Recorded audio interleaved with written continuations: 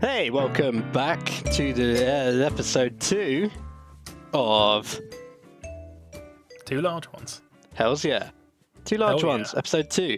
This is a bit of an introduction to us both, I guess. Yeah. We're going to go and explore the world of career paths and industries. And hopefully you'll be able to learn something. And if you don't learn anything, then hopefully we've successfully killed 50 minutes of your time for no reason. Exactly. I mean, we could just, week by week, taking at least 50 minutes of someone's time. At least. We're like a really shitty succubus, right? Because we steal time from other people, but we don't get anything from it, you know what I mean? Yeah. Yeah. Yeah, we get no powers. Which is a shame. I feel like there should be something there, but, it is what it is, I mean, yeah. Yeah. Little to no reward. Little to no reward, Although, big shout out to everyone who commented on last week's episode. Yeah. You were amazing. Thank you. Yeah, I didn't expect any comments. That's pretty cool. Yeah. We got 3 comments. Ooh. Yeah. All from one person. So, fantastic. Big shout out to you, buddy. Big shout out. Cool. All right. Let's introduce, I guess. So, I'm Craig, of course. Of course. We'll come on to my bits and pieces later, but why don't we start with you, Vince? Yeah. So I'm Vince. Hi, I've been sober Vince. now for. Oh shit! The funny thing is that actually. No. So name's Vince. I've been in the games industry now for a few years. I'm only just starting to now come to terms with it. Yeah. I'm only just coming to terms with it. It's been a long, hard path, and Games Industry Anonymous. And I think I finally reached the stage of accepting that there is a problem there, and I'm ready to start, moving forward and living my best life. No, so I've worked in the games industry for 2.5 years in the actual studios, and then before then I worked in retail at Game. I recently started a new job at a publisher called Sold Out, which is fantastic. Nice. Excellent. And I can give a little bit of insight to what I do, or some processes, or some common questions. I'm here to answer your questions today, Craig. So, and my job, by the way, because I haven't actually stated, I've just said I'm in the games industry. I work marketing. Okay. So, product marketing primarily. I help decide basically how to sell the games, when to sell them, who we're selling them to, everything that, a lot of gamers hate about marketing. That's me. So, not your job, just you. Just me personally. I see a lot of comments being like, God fucking damn this guy. Why is he still in the industry? What is he doing? I shouldn't leave those comments, to be fair, but... Yeah, I mean, it's a bit hurtful, and quite frankly, I don't need that many post-it notes on my front door. I know where you live. It's a little bit extra that you come all the way here and leave post-it notes on my door at night. But, all criticism is welcome, especially criticism from a good friend. Aww. Very which is why sweet. I don't really value what you're saying, and I think you should actually stop. Yeah. How did I not see that, you turning completely? My friends call me Vince, but you can call me John. Or sir. Those are your 2 options. Yes, sir. Yeah, it's actually Mr. Coates to you. Cool. All right, let's start with... I'm trying to think of interview questions, really, but let's start with why... Well, not why video games. We'll come on to that, but... Why video games? Well, full stop, why... That's the question. Yeah. No, there's 2 questions there. Why? Okay. And then video games? I see you're taking the World Health Organization approach to this. Um, So yeah, let's talk about video games generally. okay, yep. Your kind of first instance of getting involved with games and how they've shaped your world. Let's go with that. When we say getting involved, are we talking about like from a professional standpoint or just in general, like Nah, playing video games? yeah, let's go general. General, okay. I was probably about 4, I guess. And I was playing video games on the Atari, I think it was 5200. It was an old keyboard Atari, but we also had the Atari 2300, which had the original Pac-Man on it. That's the wooden console with the one joystick and then the red button. Nice. I don't. Sorry, I've never owned. Away. Sorry, go on. I've never owned an Atari. Oh. I Well, not I even didn't like own a it. I just played it. It was none like of the family. kind of tape based games. I started at cartridges. Yeah. Yeah. Okay. So so the Atari 2300 was actually cartridge based, and the Okay. Atari 5200, I think that's right, was floppy disks. Although I did play on an old Amstrad as well, which was tape based, and it took like 15 minutes to boot up. Nice. Um, Do you remember the those were games? like really old. I can remember games for the Ataris. I can't remember the games for the Amstrad. It's odd, isn't it? Um, Like those kind of old games or even old video series or like an old film that you kind of half remember. You sort Yeah. of have an idea in your head of what you think it was, and then I did this recently with a Star Wars game on the PS1. Mm-hmm. When it came out, I used to play it around my uncle's house, and I literally had no idea what this Star Wars game was until years and years and years later. I went through every single wiki page of every Star Wars game on the God PS1. damn. I'm fairly sure I didn't find it first time I looked, which was weird, obviously, because you're like, well, Yeah. I checked everyone, but yeah, it was kind of weird. It was like I just remember the super realism graphics, and then obviously looking back on it, it was just like 2D photos of people implanted into the space, and it looks awful. Mm-hmm. But at the time, it was like, And whoa! I know exactly what you're talking about. Like at the time, it blows your mind, right? And you're like, "This is the pinnacle. We've reached it. Yeah, We're here." yeah, And we then, can't possibly go any further. yeah, this is it. Text-based video games is the future and the absolute peak. The graphics. By the way, quick Uh-huh. side note. Yeah. If there's anywhere we can leave a notes section or like the show notes, that would be cool on Notes. SoundCloud. What do you mean notes? So I referenced a couple of things last week, and it'd be cool to include the links if anyone is listening on the SoundCloud. Okay, yeah. No, that really sounds like a good task you volunteered for. Yeah, that's fine. Yeah, I mean, you do 80% of the lifting, I think. Well, I mean, it's a 50-50 show, and Oh, I of think course, you're getting there. You've got you're about getting 80% of that 50. there. Yeah. I mean, it was like last week with the ideas.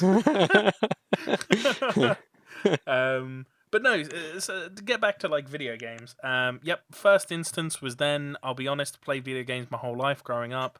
Played N64, PS1, Xbox, PC, Game Boy, GBA, Game Boy Color as well, Switch, DS. So many consoles, so many games. I didn't really get into the Sony side of things. Like PS1 was my last PlayStation console, but most of the other ones I got on board with. Yeah. I wasn't really through being a fanboy. It was just a case of, you had one or the other, unless you were fucking really well off. Yeah, either that or, Yeah.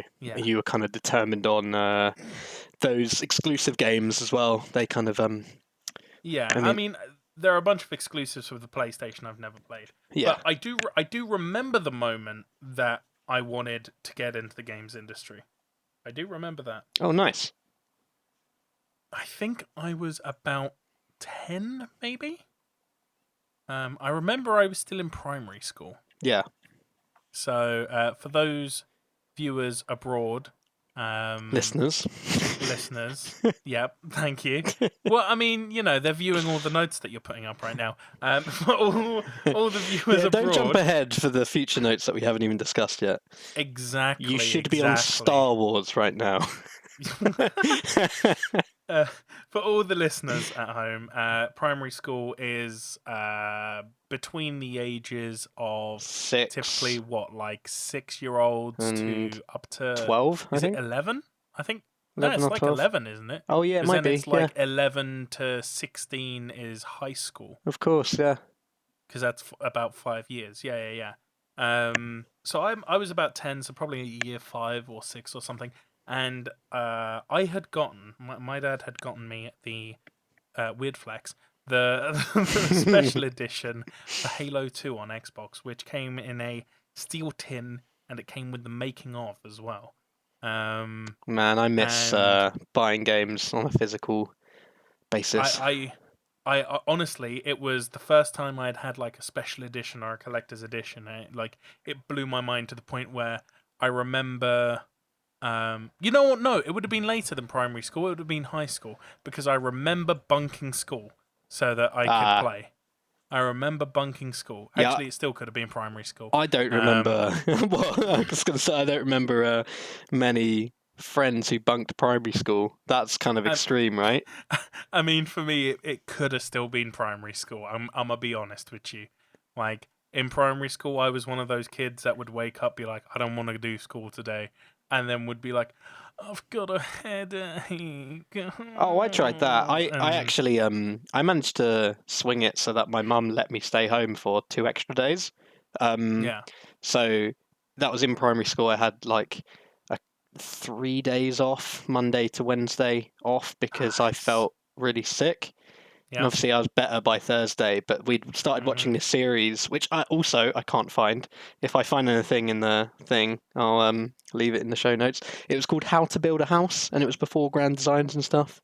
And it was Nice. literally a 5-part series in the weekday television, and it was this couple building an entire house from scratch.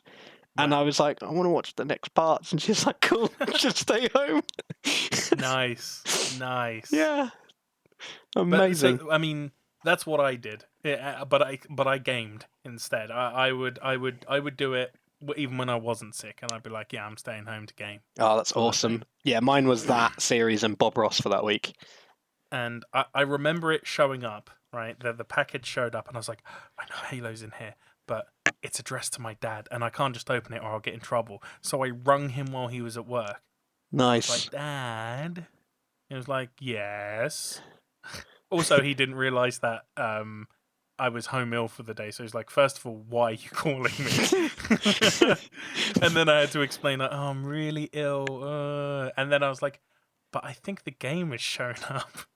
And I got him to agree to let me open it and blah, blah, blah. And I remember playing it and it was fantastic. But it wasn't then, actually. It wasn't actually then that I decided I want to be in the games industry. It was about maybe 2 or 3 years later when I decided to watch the making of disc again. I can't remember why, but I was just like, I'm just going to chuck it on. I'm bored. I want something to do. But the catalyst was in that tin. The catalyst was that game. Yeah, yes. Cool. And so I put the making of disc in, and this was like, now my console was in my room, and so was my TV and everything, and it was just a little like gaming center now, So I was watching that, and I just remember watching it, and people were talking about, their day-to-day lives and how they made the game, and other people would watch it and they would be like, wow, these guys are nerds, sort of thing. Wow, this isn't real work or shit like that, right? Because, I mean, let's also be honest, that's sort of the mentality that there was sort of back then. It's only like maybe 10, 15 years ago, but that was still the mentality, right? Yeah. But I remember just watching it, and I heard about, the way that things were always different every day, and they did these all really like cool different things in order to find out, like, they got involved with all these different aspects of life, and they had like flexible working, so they could even work from home and stuff like that. And they would go out for like office parties and like go out on office outings and stuff like that. I was like, that sounds so cool. And I was like not only have you made something amazing, but you've done it in a way where you've really enjoyed your life while doing it. That sounds just fantastic. And I remember being like, I want to work in the games industry at that point. And at the time, and for a very long time, my goal was to become a programmer because I was like, yo, I'm going to learn how to program. I'm going to make my own games and I'm going to make like the next Halo. It's going to be amazing, right? The next Halo is going to be like made by me and it's going to be amazing and good and everything. And then I went to Kingston University and that was completely shattered. So shout out to Kingston Uni. Fuck you. Wow. Yeah, that's on record for life, bro. I went there. I did a programming course. I was number one in my class for like every single course. And then they wanted to dock me 50% marks because I wasn't showing up to the workshops because of a communication error where originally I didn't have to show up unless I felt like I needed guidance, and I didn't, so I just didn't. And then they changed it, and I actually didn't get informed of that because I wasn't there. So, yeah, they wanted to dock me 50 marks, and I was like, you know what? 50% marks. Sorry, not 50 marks, 50%. They wanted to take me from literally the top student to like, the lower half, and I was like, nah, you can get right out with this. And I bailed, and then that's when I went and worked in retail. And then from retail, I ended up back in the games industry completely by accident, because I had recently quit my job at Game. It had been a fantastic couple of years. I'd learned a lot, and I think I came out of there with very thick skin in terms of having to deal with sort of people on a day-to-day basis, because I don't know if you know this about me, you probably do. I'm quite introverted, and I'm what I consider professionally extroverted. Well, there's Right? like an ambivert. I hate that phrase. I'd say I'm the So same. Oh much. well, I'm sorry, I mate. That's what you hate are. that phrase. I I guess you hate actually yourself. detest it so much because I'm like, ambivert is just a way of fucking. It's just it's no, I don't like the word. I think it's horrible. How I don't come? know why.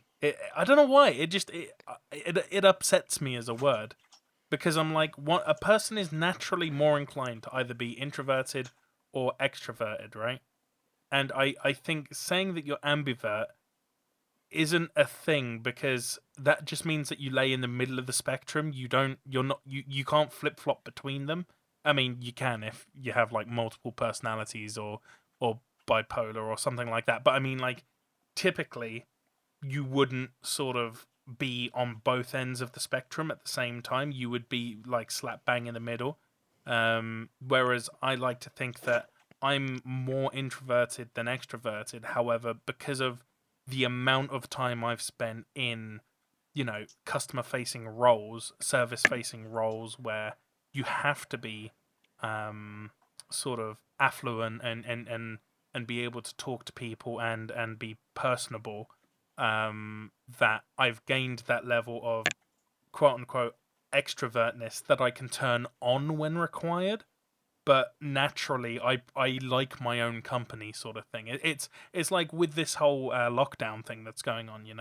I very much, I'm quite fine with being isolated for weeks at a time because I enjoy my own company, sort of thing. I find, like, I have to put in effort to be slightly more sociable, sort of thing. Well, not even effort, but it's almost like a different persona of myself.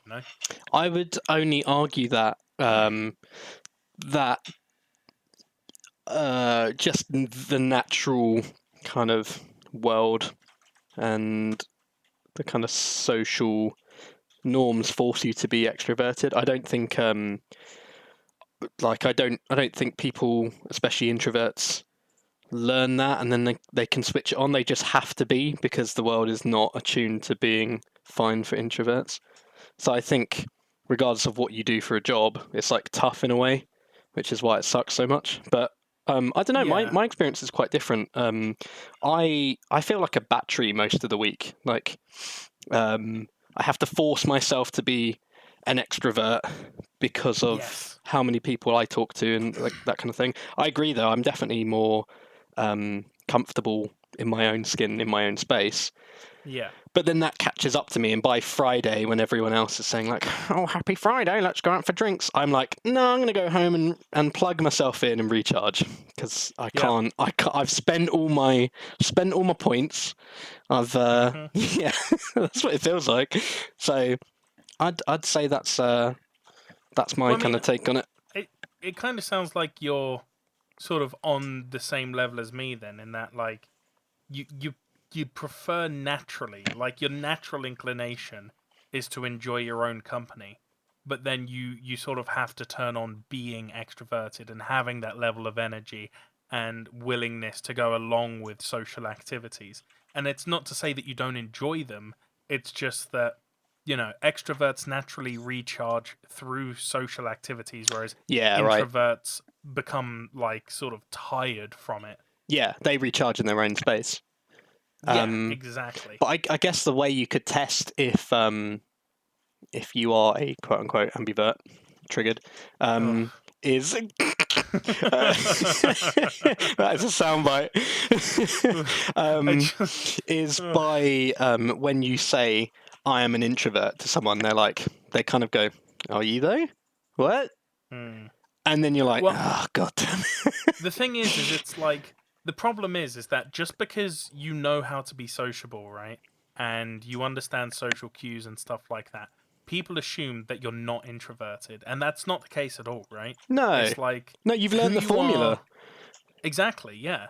Like that's exactly what it is, right? Like I know how to do it and I know how to do it well. It's That just doesn't that, mean I enjoy it. yeah, exactly, right? Yeah. Yeah. I'm like, can I say that? I Yeah. See, this is don't- perfect though, because we're doing a podcast. It's two yeah, people talking as if they were in the same room, but they're not. yeah, And yeah. it's like the perfect mix of both of those things. Well, also, I think there's like different levels of energy required depending on who you're hanging out with as well. Like, I Oh, for feel sure. like with some of my closer friends, such as yourself, Oh. I find myself requiring a lot less energy Yeah. to be like, hey, do you want to do something? Do you want to just hang out? Because I don't feel like there's that pressure to be sunshines and rainbow. And I feel like that is almost what a lot of introverts strike me as, although that could just be my opinion as, a natural introvert. I see. Yeah. So I don't know, but it's like I've never. So here's the thing: I've never seen like a super depressed, like emo gothic extrovert. Do you know what I mean?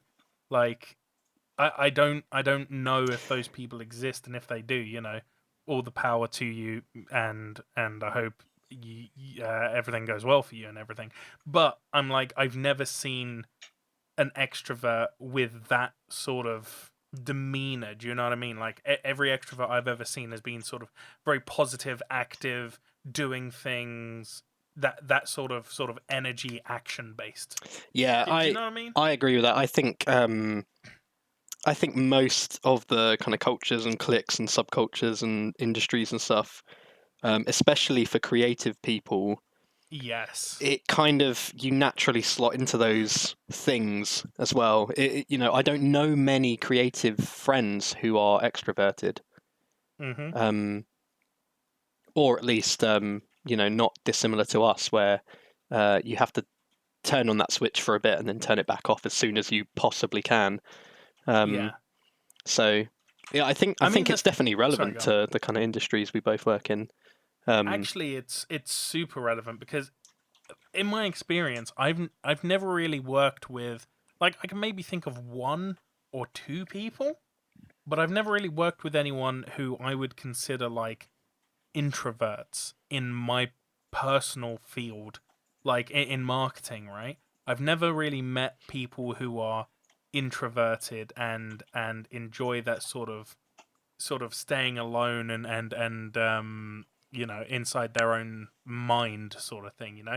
A lot of the marketers that I've worked with in the past have struck me as sort of very extroverted, very drawing energy from everyone else, very sort of active, energetic, positive, stuff like that. And I think that's one of the reasons why maybe I sort of bring a unique viewpoint to things, because I get to see things from another angle, and I get to sort of understand the inner workings of how. Now, I don't want to. This is going to sound bad, Here we but go. don't hear it bad, because I don't mean it bad, because I'm one of you. Okay? It's a negative comment meant in a positive manner. No, it's not meant positively. It's just not meant negatively. Okay. It's fine to say though, because I'm an introvert, right? And I'm a gamer. Rise up. So I honestly believe a lot of the hardcore gaming community is very introverted, right? Or at least it was. I don't know if it necessarily is now, because you've got a lot of casual games out there, mobile games, party games, stuff like that, which do appeal to extroverts to some degree. But I think for a lot of people, gaming is almost a little bit of an introverted hobby, because it's spending time with yourself. But I mean, at the same time, you are getting lost in like a game world, or the gameplay of something or something like that. Yes, Right? total escapism. Exactly. And I think having that level of understanding from that perspective makes what I can bring to the table just a little bit more unique than I've seen necessarily from other people. That's not me trying to shit on anyone or say anything bad about anyone. What that is that's me just saying that, like, from an introvert, I feel like I have a little bit more perspective on potentially how gamers will react to things and think about things as well. Being a natural gamer myself, having gamed my whole life. Yeah. But I do think what you said about people having sort of different, like, whether they're introverted or outroverted. That's quite a nice word. Yeah, fuck it, that's it now. Whether they're introverted or outroverted, sort of depends, because like a lot of marketing peeps, I feel are quite extroverted, right? But then like programmers and artists, they're sort of along the border, but I've seen more introverted programmers, for instance, than I have extroverted programmers. Do you know what I mean? Of course. And I feel it's quite easy to interact with them personally, because I have no expectation to fill empty air. Do you know what I mean? Yeah. A lot of extroverts don't like empty air if there's multiple people there. They've got to fill it. You need to Scares say them. something. Yeah. Right? Yeah. Whereas I'm quite Silence happy is to terrifying. yeah. I'm quite happy to just sit there and just let the silence be. Oh, I'm dude, like, I used to, naming no names, of course, I used to work with an extrovert, and you can tell that they're, one, extroverted, and two, very annoying when everyone's just getting on with stuff and they go, "Wow, it's so quiet in here." Oh no! I know, dude. and you're just like, Really? you're like, well, now it's not. You know what? That would actually really annoy me. Because if everyone's quiet, that means people are working. That means like everyone's focused on stuff, right? It's Or at like least when they're you're pretending eating to be. dinner, right? And it's like, no Right. one's talking. Yeah, I'm literally eating. Yeah, I'm eating food. What do you want me to do? I'm not going to talk with my mouth full. I was raised right. You just open your mouth to talk about something, loads of food falls out, and you're like, "Whoa!" A whole chicken leg falls out your mouth. They're like, Vince, that's disgusting. I'm trying to fit in. Yeah, I just don't want there to be silence. Yeah. Oh, gross.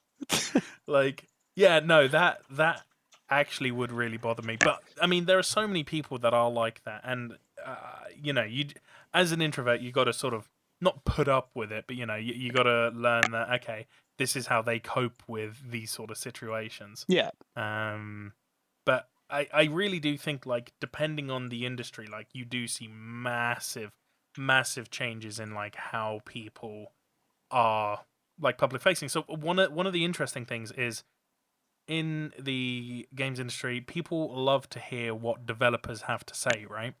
And they love to see them on video talking about their works, or in podcasts answering questions. Oh God, sorry. I love to see them, answering questions. And the funny thing is a lot of the time, the people they want to hear answering the questions, they aren't really comfortable on the microphone or in front of a camera, stuff Yeah. like that. They clamp up. They become nervous, and Yeah, it's not they their find natural it hard environment. to form anything. Exactly, yeah. And so I've had to help people in the past, actually get over it, but learn some coping mechanisms so that they can perform to a degree where afterwards they're not going to be embarrassed and never want to do it again, right? Because don't get me wrong, it's fantastic content.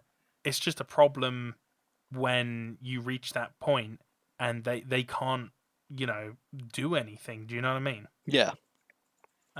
Weird note on that. Brian Wilson of the Beach Boys. Oh yeah. Yep. He is a huge introvert. He's got many other problems and stuff, but he feels most comfortable at a piano.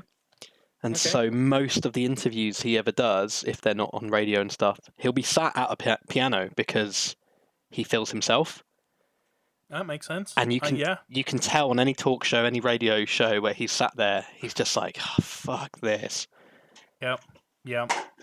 Totally different. So just a quick question, sorry.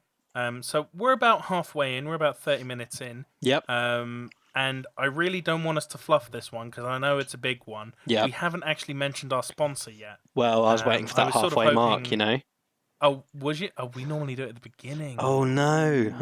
That's what we promised them as well. Okay. Well, because this is a big sponsor. We can't blow this one, dude. No, it's true. Not with this on the line. And it's quite relevant to what we're talking about as well.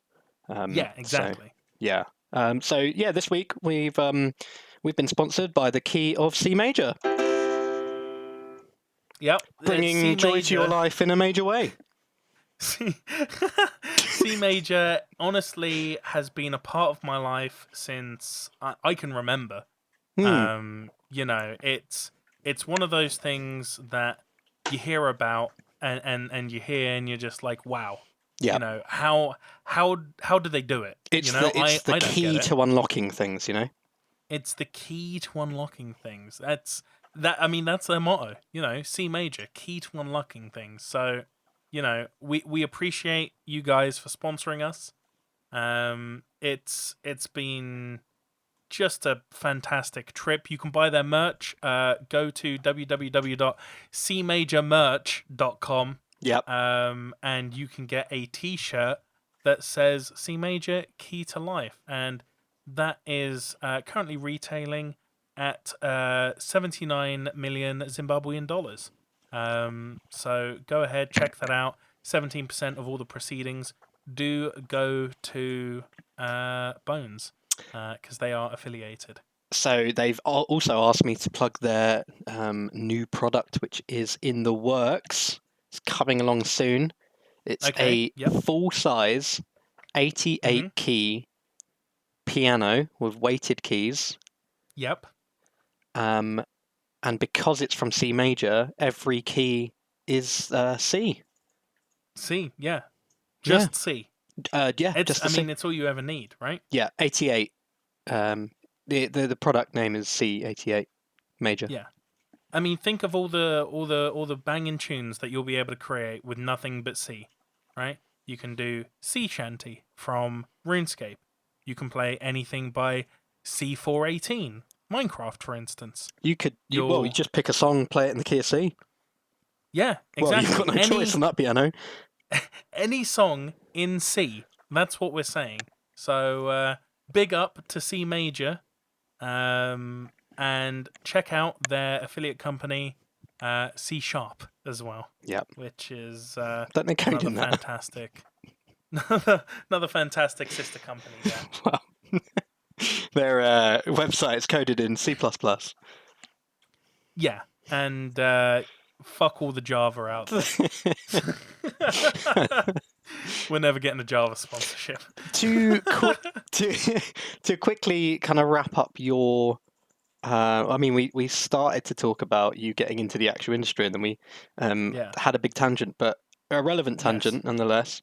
It was relevant, yeah. Do you want to kind of summarize from actually being in the industry as of 2 years ago, 3 years ago, 4 years ago? Can't remember what it was now. Okay. Summarize what? Just from then till now. The kind of.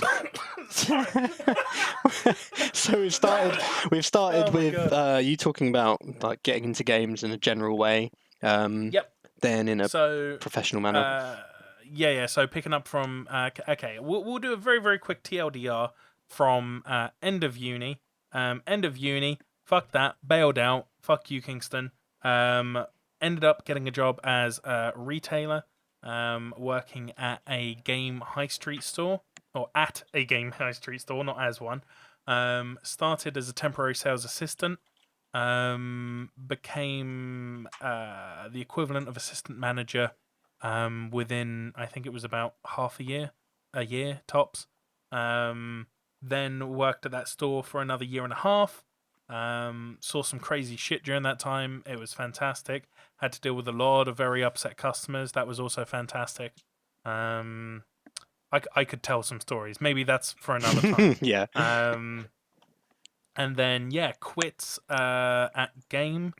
Decided to take a little bit of time off. However, it was actually Shelley of the VGNT, your better half, shall we say? Hi. That sent us a link to Boss Studios saying, hey, they're hiring at the moment. I don't know if you want to just chuck a CV their way. And I was like, yeah, why not? Screw it, right? What's the worst that can happen? I get told no, and I just continue to play World of Warcraft, which is a lot of fun. So I made a little video sort of showing off some of my previous works and adding a bit of comedy in there as well, because I did a little bit of research as to the culture of the company and how previous people had been employed, and I was like, okay, cool, this is fantastic.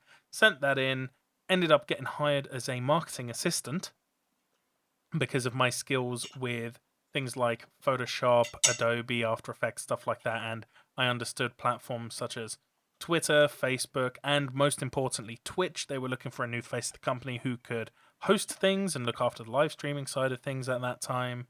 And then after about a year, I got promoted to product marketing manager, and began sort of running marketing campaigns in that regard. And then about a year and a half later, I decided I had a decent amount in the bank account, and I wanted to pursue a couple of personal projects. So I left Bossa, took about a year's hiatus, at which point I proceeded to do a bunch of personal projects. You ain't got no idea how many I did.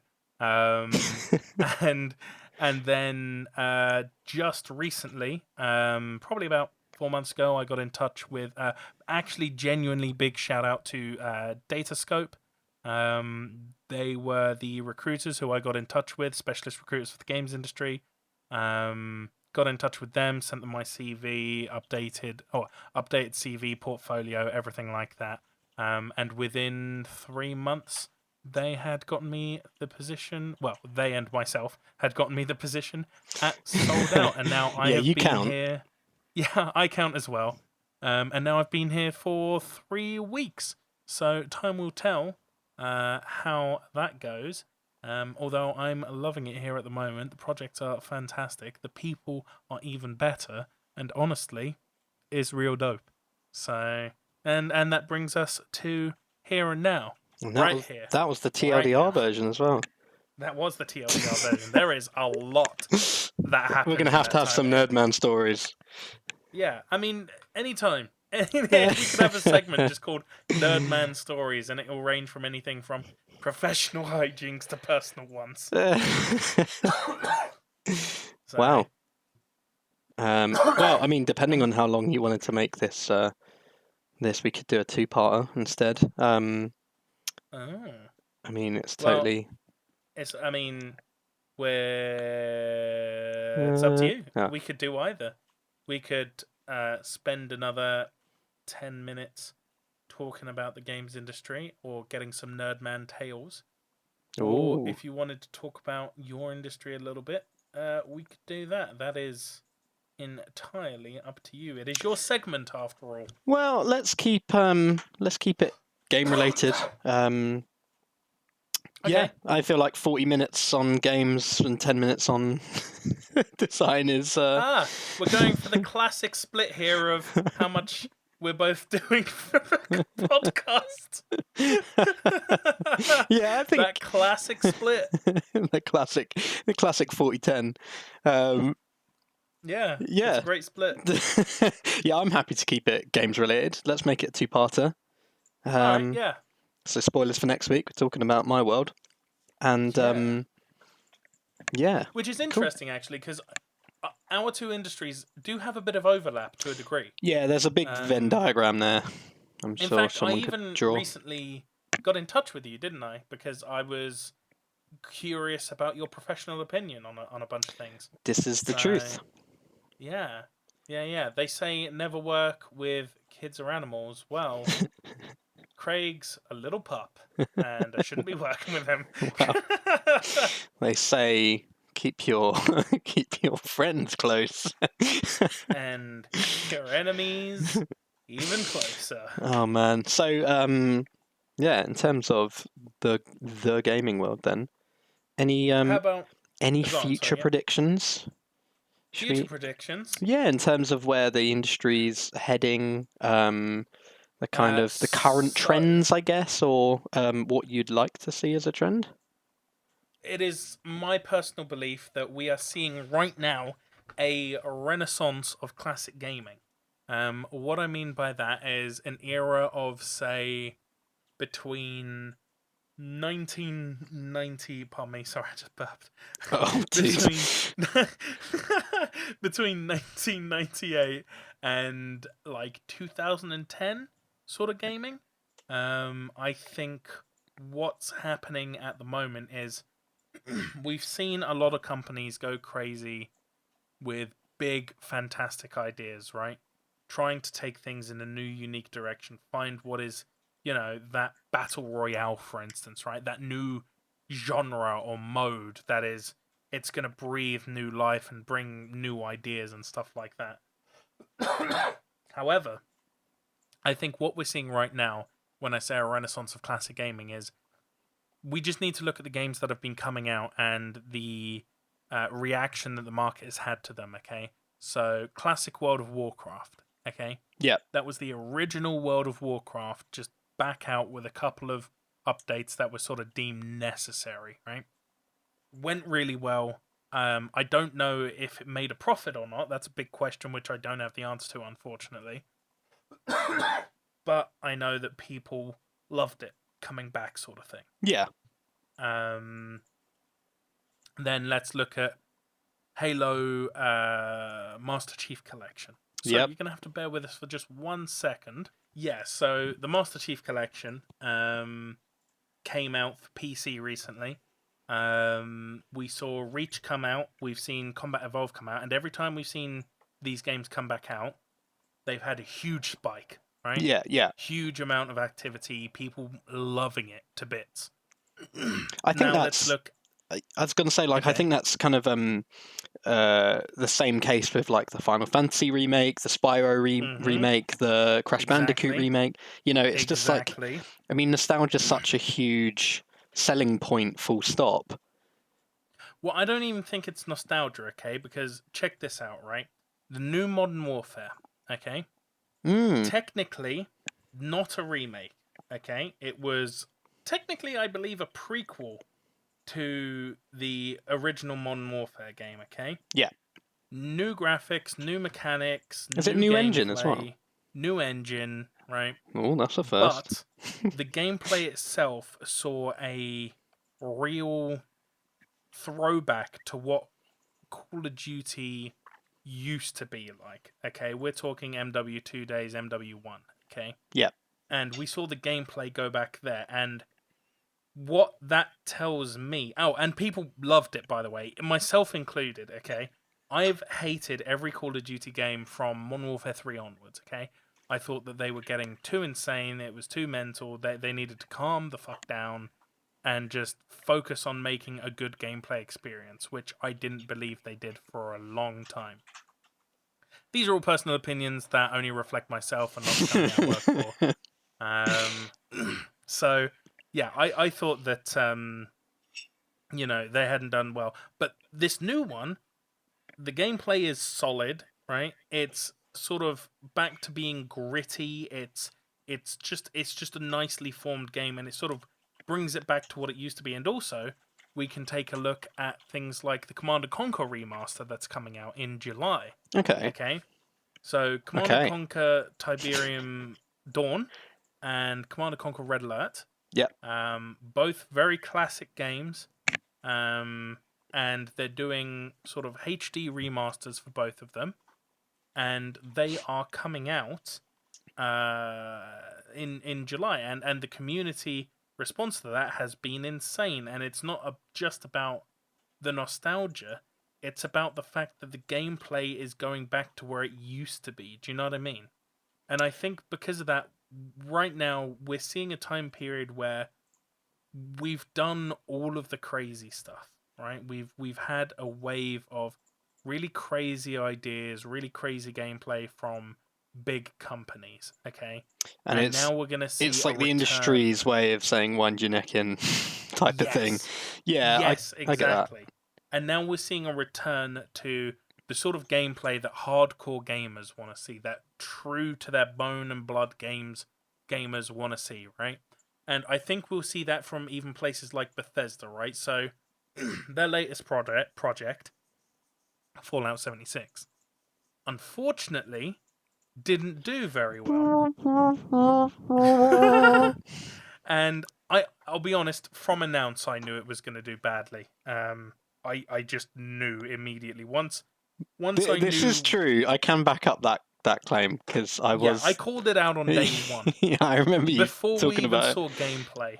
Right? I always know when you're going to say something of that nature because you're like, so you've seen the Fallout 76 trailer, have you?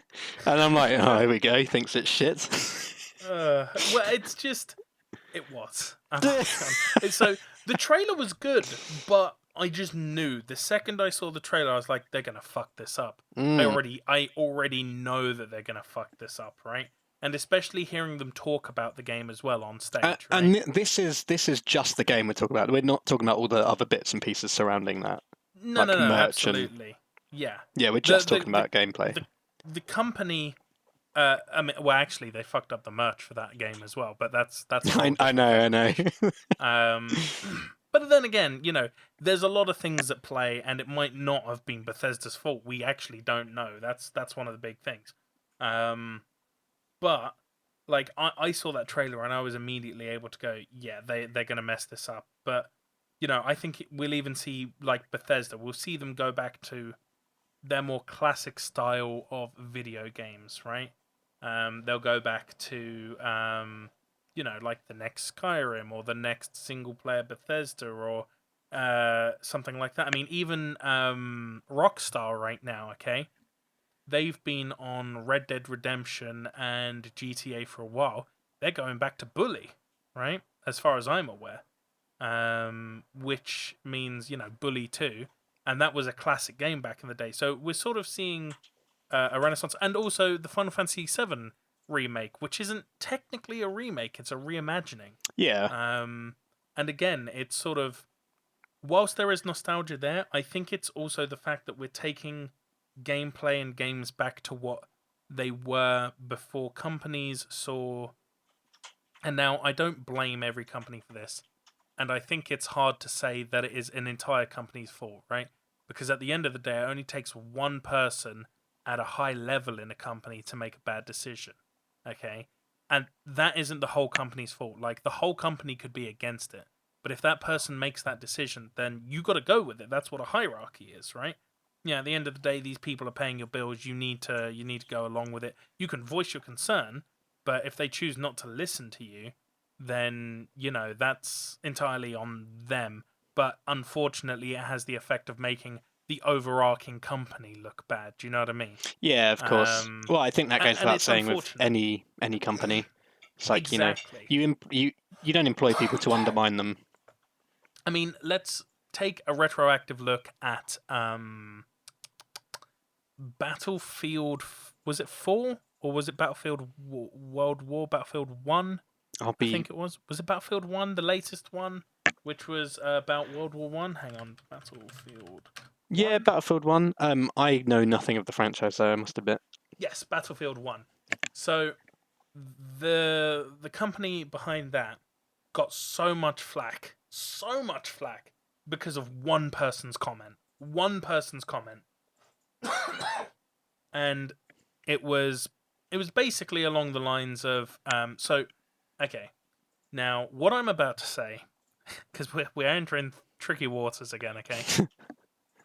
What I'm about to say is not defending the people who made really horrendous comments, okay, regarding the fact that there was a female protagonist, okay? I'm not defending that at all, and I think that these people that made those sort of comments, I mean they've got a lot of they got a lot on their plate, right? And that's why they're making these sort of comments.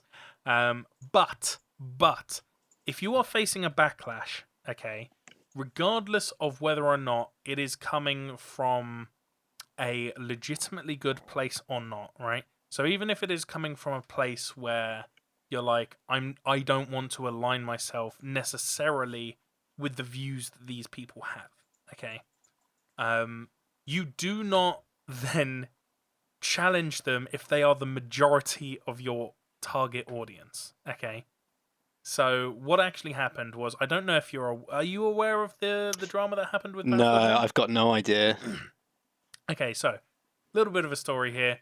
Long story short, Battlefield 1 is supposed to be sort of a reimagining of, I believe, World War 1 or 2, one of the two. To the point where, they have things like blimps and shit like that regularly appearing, okay? But what happened was one of the main protagonists was a woman, and she had like a prosthetic metal arm as well.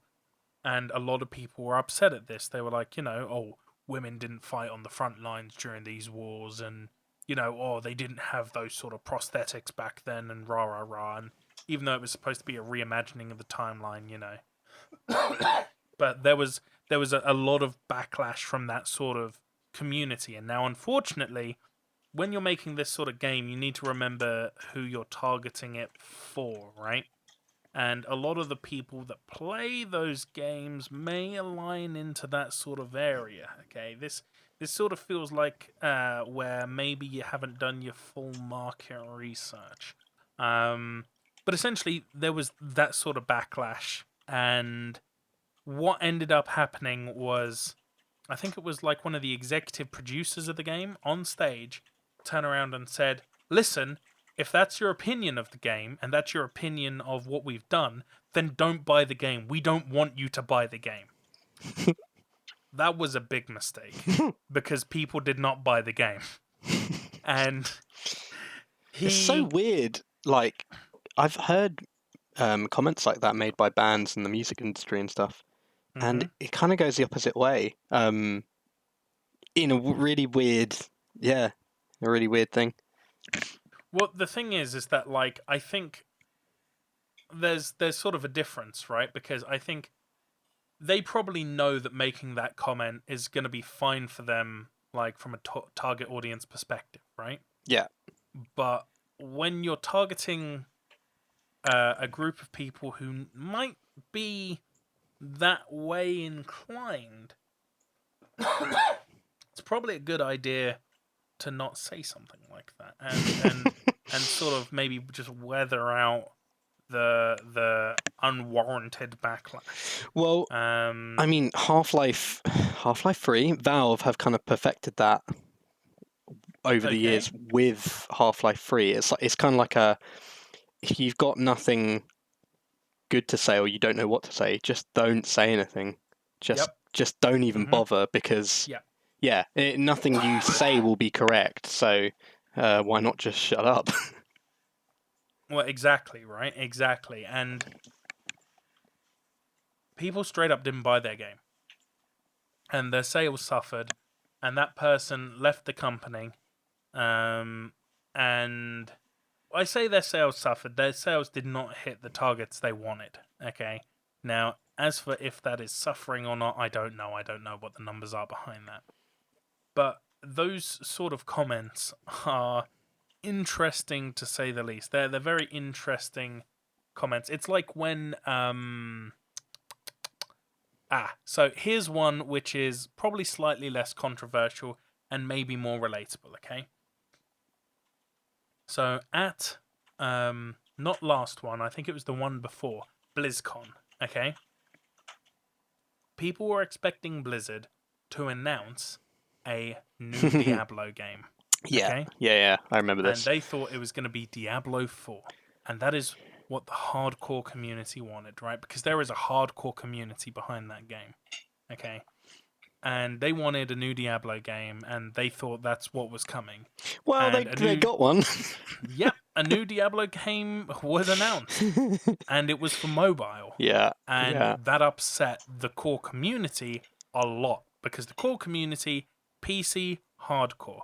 Now, I don't know. And they effectively didn't they just respond to the fans by saying, like, well, deal with it, instead of kind of reading it better. Their exact phrasing, okay, because they announced this on stage at their own show, and they got booed at their own show. It was by so the awkward. most diehard of fans, okay? Links in the description.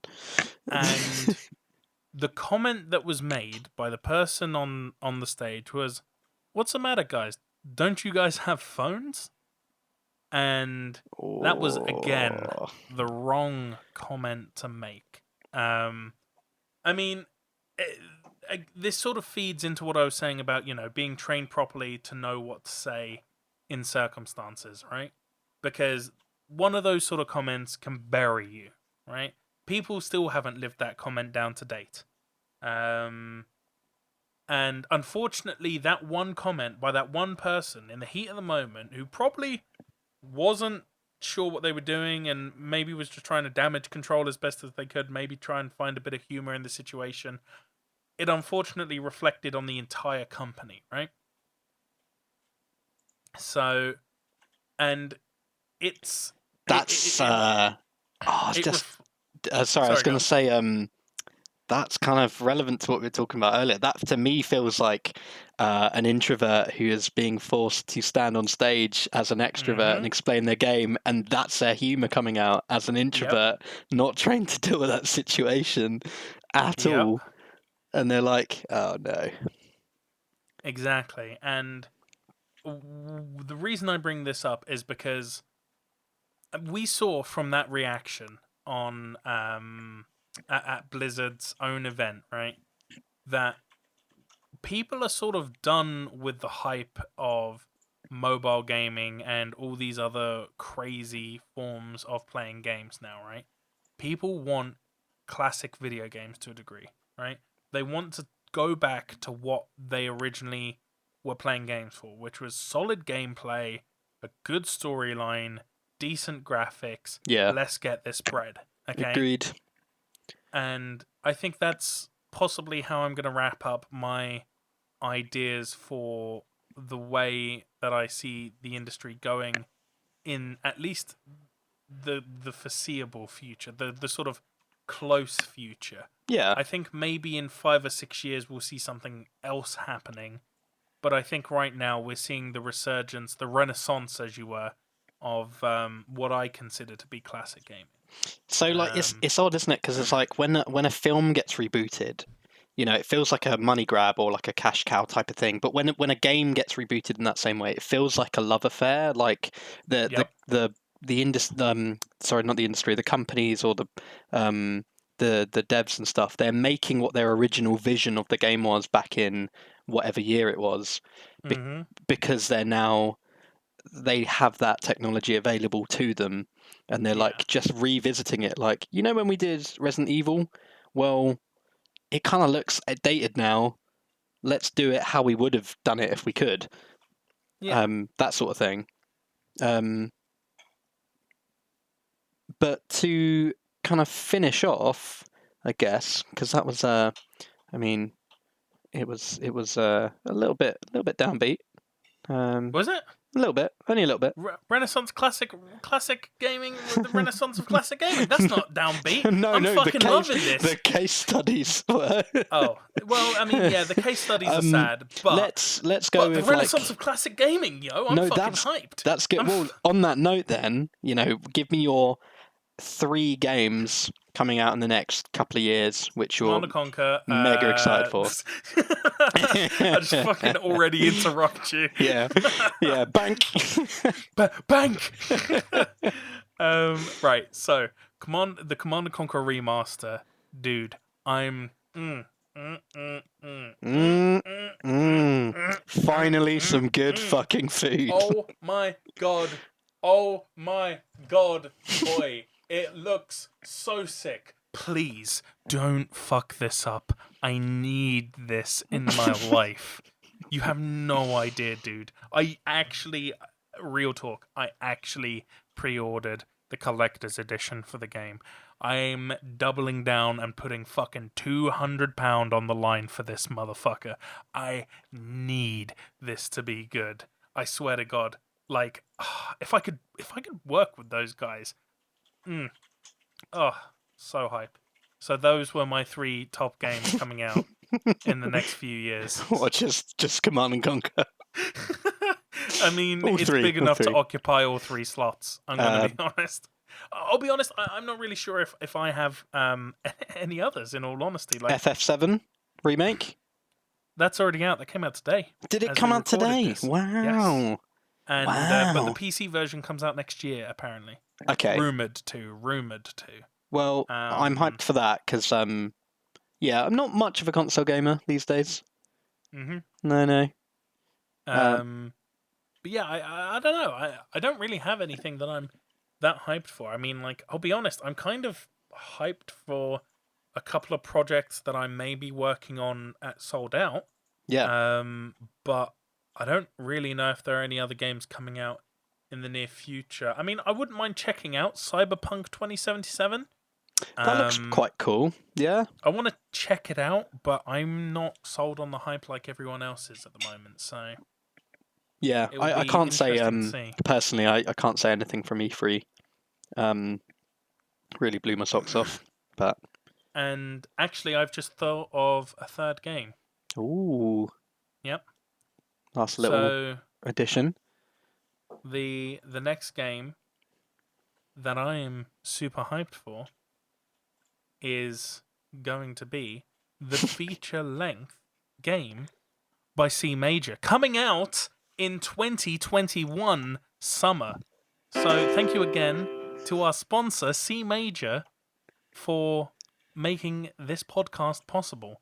You've really turned our lives around, and we will spend this money on nothing. In a major way. in a major way, and you'll see that that's what we do. I see what you did there. So we've been your keynote speakers, and we Vincent will Coates and Craig Edmonds himself, and we will see you next week. You next week in a major way. So we got if you're looking forward to that, tune in and listen out for another fantastic podcast by 2 large ones. Bye. Goodbye.